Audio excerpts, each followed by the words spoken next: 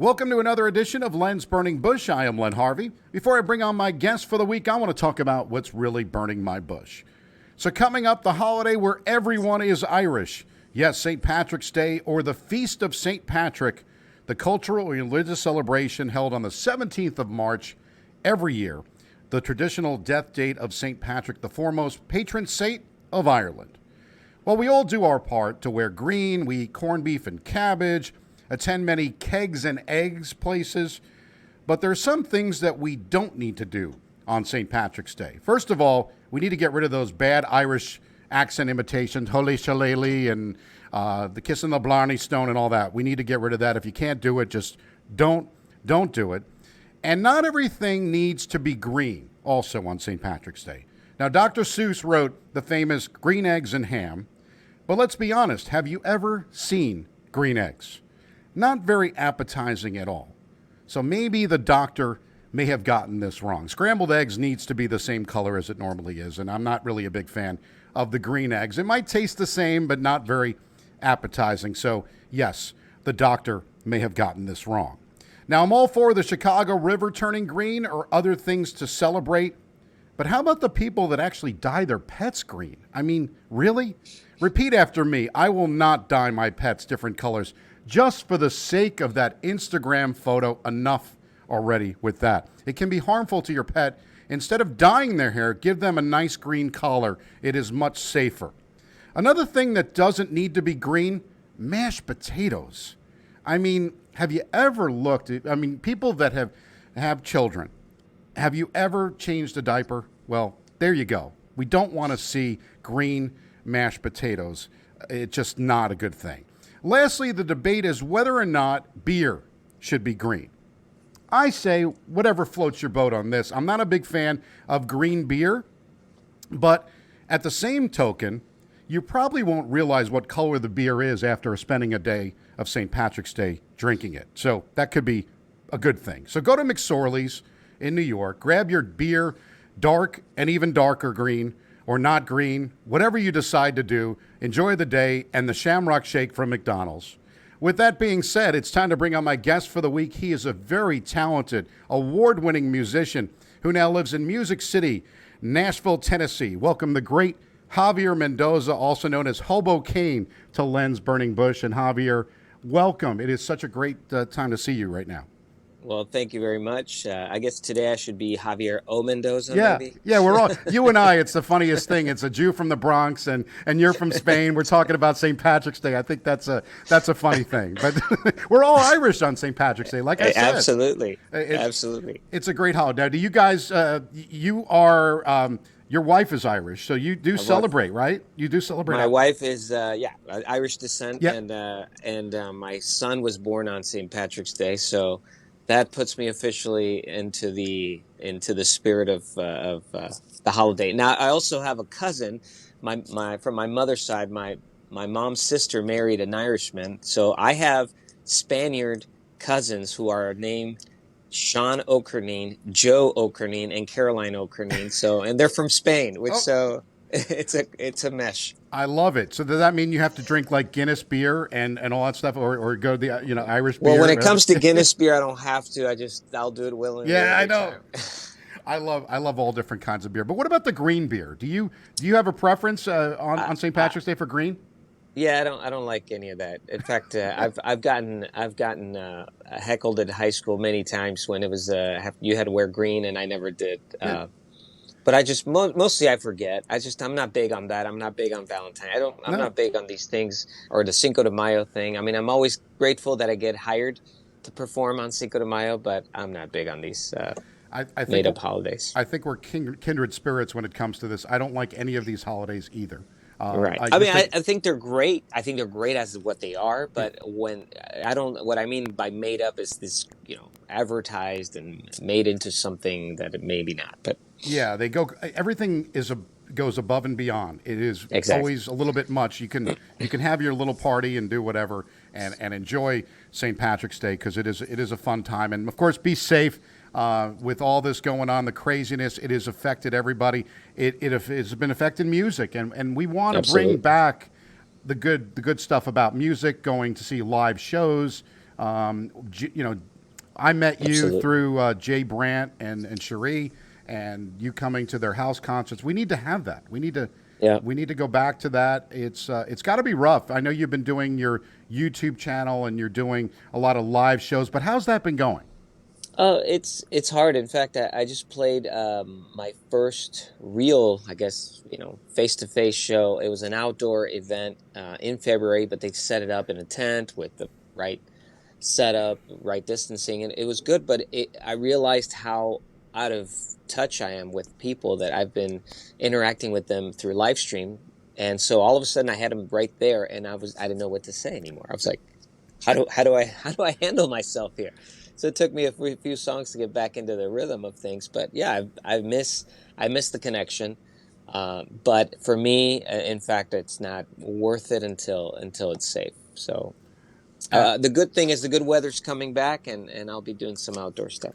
Well, that's important, and I would love to, again, it's great to be able to go to Jay's house and watch a great show, and you usually highlight the year of events. So I'm hoping that we can get back to that. Why don't you tell the Okay, great. story? You started out writing for Warner Chappell, but I want to hear the Sure. story about Ricky Martin. So give me a little bit about that, because I'm sure everybody wants to know about Ricky Martin. No, I'm just kidding, but go Well, ahead. I never met Ricky Martin. So it was basically when I got hired I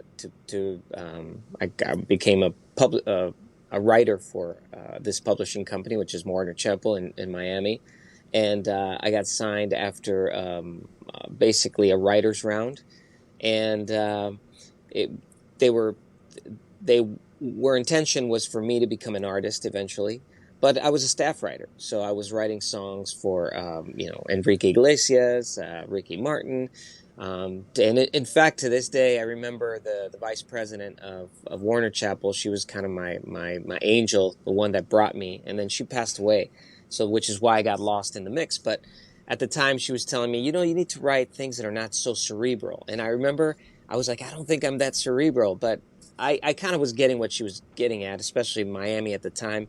So as a joke, I wrote this song called Rubia Rubia Morena, which is blonde, blonde, brunette. It's about a guy who goes into a club and falls in love with a brunette and then falls in love with the next blonde, kind of like, whatever was next that was beautiful. And it took me 5 minutes to write this thing. And I remember giving it to her. Well, what about this? And she was like, "Oh my God, this is the perfect song for Ricky Martin." Wow. And they shopped it, but then it never placed. So again, I was there, wrote for a guy named Carlos Robles, for Emilio Stefan. But anyways, I never really landed a number one. Just was there writing for about 2 years, and then kind of was lost in the mix. Now you had the music bug from the beginning, with your growing up with it a little bit, and Sure. getting to perform after the writing. How did that start? Um, well, I was performing before that. In college, I met this guy. I was writing songs in English when I went to University of Maryland in Munich, Germany, and basically I joined a band. I was their lead guitar player, which is funny because I'm not a lead guitar player at all, but they were not that good. So, we got together and we were called Picture on the Curies, and we did a lot of like Indigo Girls songs, and so they let me do two songs which I knew. And so at a party I was singing this song, and a really popular band at the time in Munich, they were from the States. They asked me if I would open the show. And I said, of course. And I only knew two songs, but they didn't know that. They're like, we need you to cover 30 minutes. And I was like, yeah, I can do it. Oh, sure. So I went on stage and I performed Running to Stand Still. I made that song last about 15 minutes. And then I did a Bob Marley song. And that was it. That's all I knew. And I did two songs in 30 minutes. And that was the beginning. And I mean, that was my first real live show in front of a real audience. And kind of just sparked something in me to want to perform. I did a couple talent shows in college and high school, but that was it. I always wanted to be in front of an audience. And well, it's good, and you're great in front of the audience. And you did St. Louis. You did a little bit at Jay Brandt's place in St. Louis. That started it. Oh Right? yeah, Yeah. well, Yeah. and in fact, I mean, my career really started at Jay Brandt's place, Brandt's Cafe. I came up, I went by, and I said, "Hey, do you mind if I play in your place?" And he let me play on the street. next to his place. He was like, I don't know if you're rude enough to. Yeah. And I started playing, and man, they started bringing in people. And so the next time I got in, and then I was in, and then it just kind of grew from there and got to a point where it was so packed that I started playing in other places. But yeah, Jay gave me my start. Now you were performing as Javier Mendoza and then decided to go with Hobo Cane, Sure. and what I love, and this is even on your website, and you talk about the fact that I've always been too rock for pop, too pop for alternative, and too Anglo for Latin. So explain Sure. that, because Well, it's, you know. Well, I've always been all over the map when it comes to as a writer. I have to write about many things and many genres, and I love to write about many things and many genres. And I grew up, in so many places. My dad was in the we worked for the civil service, but also was in the Air Force. Air Force, so I was an Air Force brat and lived in Germany, lived in the States, lived in Spain, and you just move around so much. You start soaking in so many cultures, and you hear so much music and so many things. And so I think I was just became a musical mutt, uh, and really loved playing all kinds of things. And so um, I've always been, every time I would be, I'm Latin in the sense that I'm singing songs in Spanish, and I do have influence from my dad listening to Mexican music and me growing up in Spain.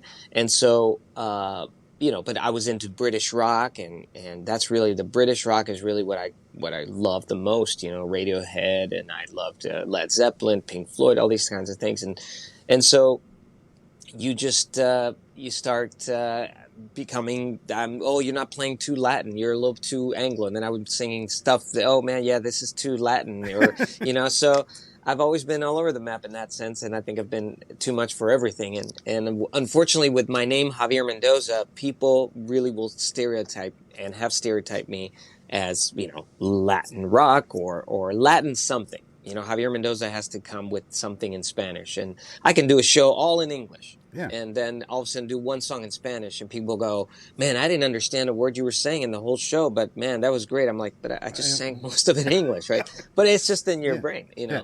So I thought moving to Nashville was a good opportunity to just try a new persona and try a new project. And I mean, it's really basically me, but it's just a new project. And me is great. I've seen you perform, and I love that you do the looping. Right? Is that what that is? Sure, Right? When sure, you do it, and it's funny because people like Ed Sheeran had done it and other stuff. But I sure. think I'll say this, that you should have been Ed Sheeran before Ed Sheeran. There you go. Because Well, I won't claim that. Neither should Ed Sheeran. yeah, I've seen many, many incredible yeah, artists do this. I mean, I saw I think it was in 2000, where Victor Wooten was using like four of them doing incredible things, and Howie Day was doing it. So uh, for me, it became a tool because I was doing a lot of 3 hour shows, and I don't do covers, or I right. just do very limited covers. So when you're playing 3 hours at a corner bar, you're like, how do you keep people interested? And so with a guy on a guitar,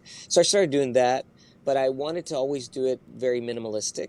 And so I remember one day I was playing my guitar, and I all of a sudden I looped something, and I realized that my voice was coming through the guitar, and I realized that there was an internal mic on my I didn't know it, in my pickup, and so I started banging more on the guitar, so it just became more elaborate. And again, I use it as a feature, as a moment, just like a belt. Like if somebody you're singing and I have a good voice, so I'll just give a belt. But it's just all about creating a moment during a show. I love it. Now, in the movie Pitch Perfect, Anna Kendrick's character. If you did you ever see the movie? I have never No. seen them. All right. Well, in the movie, in one of them, she does a lot of mashups, and then she comes out in the third movie, and she does a whole thing with DJ Khaled, and it's like, oh, oh, and she starts singing, Okay. and then she does the looping. I thought of you Okay. immediately because Oh, I was like, when I see yeah. you do it, I was like, well, there you go. But the movie Pitch Perfect, you should watch it. I love music, so I love those type of movies. They do it's kind of they do it with only their voice, but Yeah, it's yeah, kind of it's the yeah, acapella. No, it's great. I yeah. mean, but yeah, I love the looping. It's just fun, especially when you're just a one man show. Exactly. A one man show who's awesome. And why don't you promote your new single that you've got coming out, and we'll put out your website. I'll make sure I get your website and everything on my page as well on Len's Burning Bush. Sure. But talk about that. Well, it's I have a brand new single coming out March 23rd, which is basically the third single of an EP that's coming out at the end of the year, and that'll come out fully on probably vinyl only. I don't think I'm ready to do any more CDs, but definitely vinyl, and it'll obviously be on all sorts, Spotify and so forth. But this single is a very introspective, very autobiographical for me. It's called Roots, Raíces, and it's a song I wrote in 1996. I wrote it long time ago, and it was basically an exercise, a stream of consciousness exercise, where I sat down and I put pen to paper and I did not stop writing. So the song was written, but the lyrics were written within a minute. I just started writing without thinking. And what was crazy about it, when I read it, it was basically me. It was, and it all made sense. There was no fragmentation in the in the song. There's no chorus. It's just a long statement about who I am and and my struggles as being a person that is different, or who's a stranger in a strange land, or an immigrant. It can apply to people that are from the outside coming in, and how my talents are the things that keep me going, even though I go through so many obstacles. And so the song's called Roots, Raíces. It's a song in Spanish. And I produced it with Matt Odemark, who's from Jars of Clay. It was a pretty famous band, and at the time, especially in the 90s and 2000. And we've just had great chemistry. And just really excited about it, and excited about these songs. I mean, the EP is going to be probably all Spanish, or mostly Spanish. Most of the time I do mostly English, but this time I wanted to put out something speaking again about my roots and my raíces, and so that's why I thought in Spanish was appropriate. Yeah, and when you do perform at Jay's, you do a little bit of Spanish, cinco Más. Yeah, cinco más. Hey, all right, well, I'm trying here. Yeah. I don't speak very well Spanish, but I can do that. But I enjoy it. Like you said, we don't know necessarily what you're saying, but we get it from the way the music is going. You can get a little bit of a gist from it, and it's awesome to hear it. So I love the fact that you do the songs in Spanish as well. Yeah, and I think it's the mix. If I understand if I did an entire show in Spanish for a non-Spanish speaking, I would lose them. But I think if you bring them in, you do 3 songs, you start understanding the spirit of the artist and what he's trying to say or she's trying to say. And so I think people do understand that universality in the music. It's good stuff. This weekend, of course, now we're going, we're going to kind of transition a little bit to springing forward, which is kind of interesting. I like to say in my 20s, I used to spring forward, but now I proceed with care. Is kind of instead of springing forward, the hashtag proceed with care. But now we got to deal with the time change. The good part is, I wish we would keep it here once we change it, because the sun level, it's 9:30 in the summer. I know. And it's light. It just gives you an extra spring in your step. Pardon the pun, right? No, absolutely. I actually, this is the time. I hate it when it gets dark so early. Yeah. I hate getting up in the darkness. So for me, this is great, especially coming from Spain. In Spain, it doesn't get dark in the summer until about 10:30 or 11, which is why you see kids in the street over 3 o'clock in the morning and they're still playing. We just got out there. We just finished dinner. Exactly. But hopefully I like to just have it where we spring forward and then we don't go back. I don't like the fall back, right? Can we just keep it there? Speaking of going back, kind of the getting back to the music stuff, the Bee Gees, apparently there's going to be a movie in the works, according to Variety. The biopic is going to delve into the fame of the Bee Gees from the 60s and 70s. I did watch, they had a kind of a documentary on HBO that was awesome. It's just such a sad story that, Barry's the only one left, because I don't know what, if that's an influence of yours, but there's so many great things about the Bee Gees that you look at the way they started, then they changed their tune, and there's a story in the documentary that Eric Clapton advised them to go to Miami to record because they were kind of in a situation where they weren't coming up with stuff. And they went to Miami and they went on a bridge and they heard the sound of the song Jive Talkin', which is where I've heard this story, right? Yeah, that's one of my favorite the... Bee Gees songs of all time. Everybody likes all the Saturday Night Fever stuff, but that song to me, Jive Talkin', when that comes on, it's just like it takes me back to when I was a kid. And I just enjoy that. I don't know if they were they have to have been of an influence. I mean, I grew up. My brother is older than I am, and he brought to the house Saturday Night Fever, the record, and man, I used to play that all the time and just thought it was phenomenal. But then not only that, there's an album called bought an album called was it Tragedy, or it had the song Tragedy, and it was Heaven No More. This lifestyle is a mountain. I mean, great songs. They were just phenomenal. They are full. Barry's still with us, and phenomenal writers. There these artists that are you hate to admit that you love them. A lot of people do. I love to admit that I love them. I think they're phenomenal. Oh, I do too. And I think a lot of people just put them in the disco world. But if you listen to all their songs, they're all over the place. And one of the things that was kind of interesting in the documentary that was on HBO is that they talk about the fact that one time that Barry did something in the studio, and that's kind of where that, that kind of the way they do it. The falsetto. Falsetto. All of a sudden they're like, where's this been? Like, you could have done this. And so they did it. And then all of a sudden you look at that, they put out the Saturday Night Fever. They had it on a little cassette. They just put it all together on a little cassette. And they went ahead and did a whole movie, Saturday Night Fever. They based it around that. Every song, if you listen, I just watched the movie.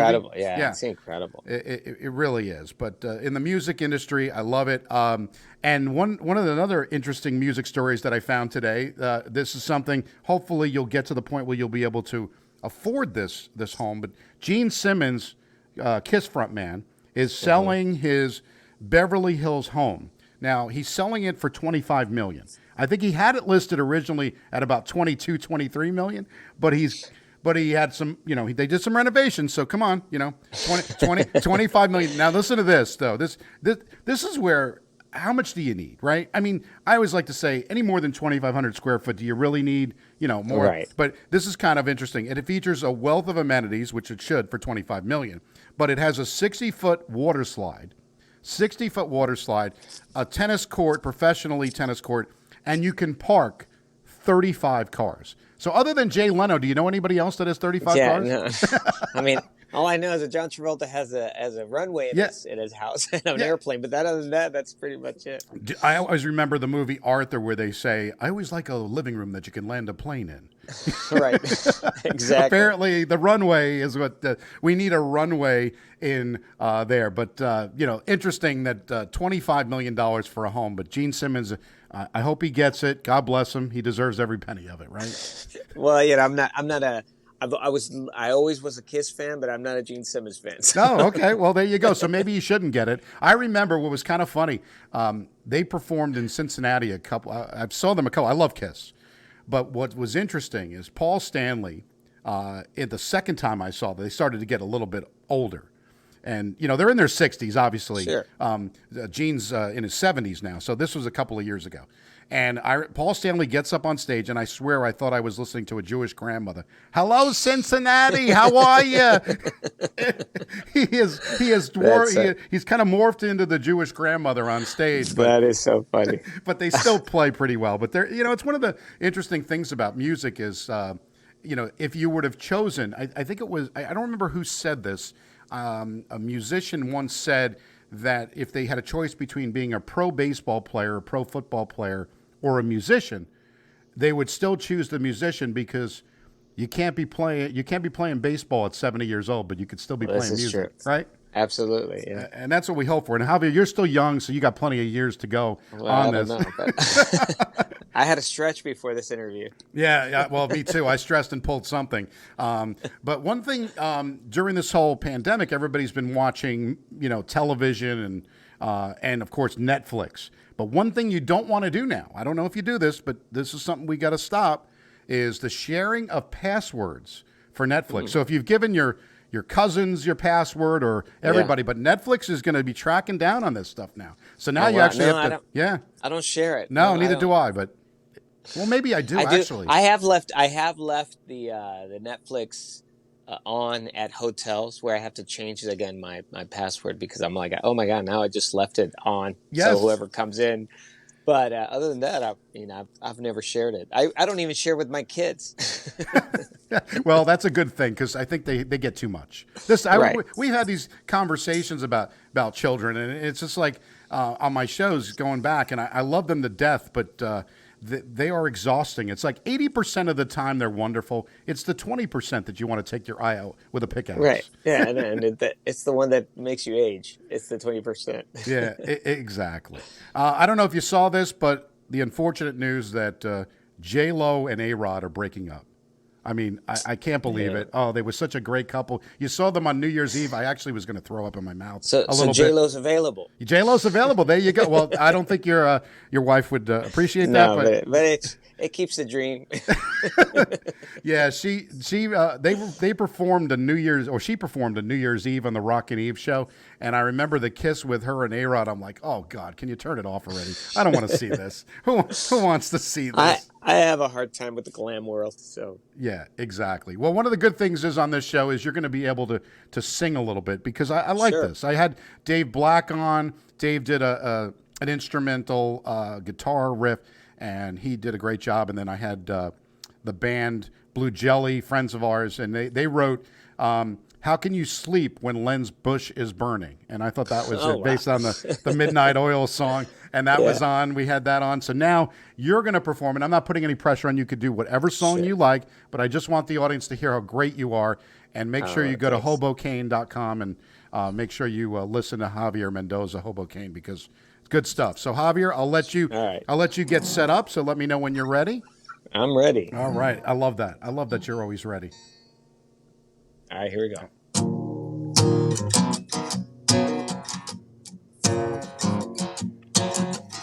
It's been a lifetime since you left. I'm lost in the night, and the pavement never ends. But what I said and what I meant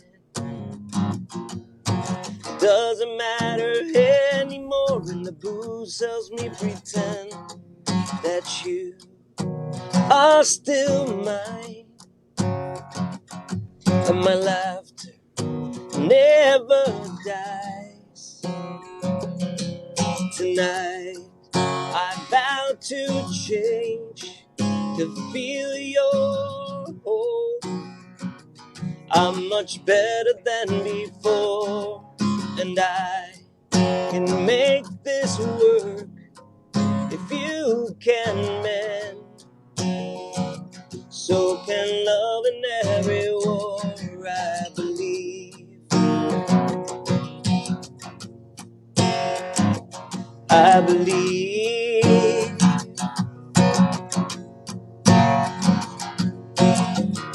And what a fool I have been. When you were at my door, I never let you in. But I can start over again. Change is a constant. It won't let you pretend that you are still mine. And my laughter never dies. Tonight I vow to change, to feel your hold. I'm much better than before, and I can make this work if you can mend. So can love in every war, I believe. I believe.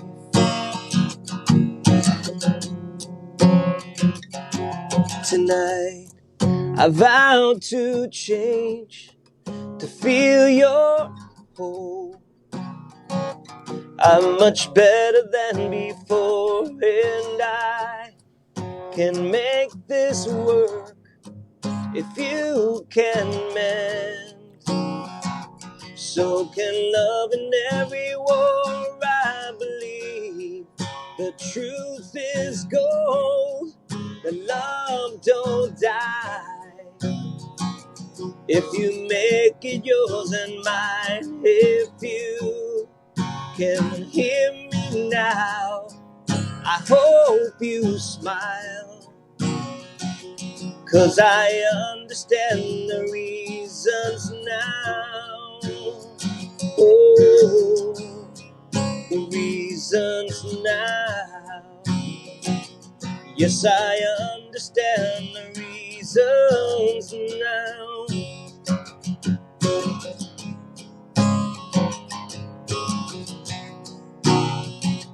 Yes, I understand the reasons now. Wow, that was just awesome. And Javier Mendoza, Hobo Cane, Thank you. It is a pleasure to have you on. I can't wait Man, to see thank you you so again much. in person. This is nice, but I can't wait to see you in person again. Share a glass I of can't wine either. at Jay and Cherie's house. Absolutely. Absolutely. Well, my best to you and your family. Now, you can like Thank Lens you. Burning Bush on Facebook at Lens Burning Yes. Bush. You can follow at Lens Burning Bush on Twitter. There's a YouTube channel now, Len Harvey, that takes the episodes and puts the audio up on YouTube as well. You can listen iTunes, Spotify, Google Play, Podbean, iHeartRadio, TuneIn. You can even ask Alexa to play Lens Burning Bush podcast on Amazon Music and now Stitcher. We got 32 states. I even have some countries.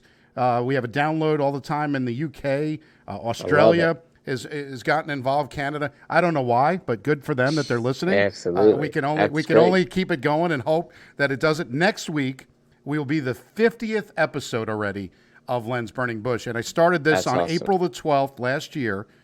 Did an episode. I just kind of did a 12-minute rant without any script.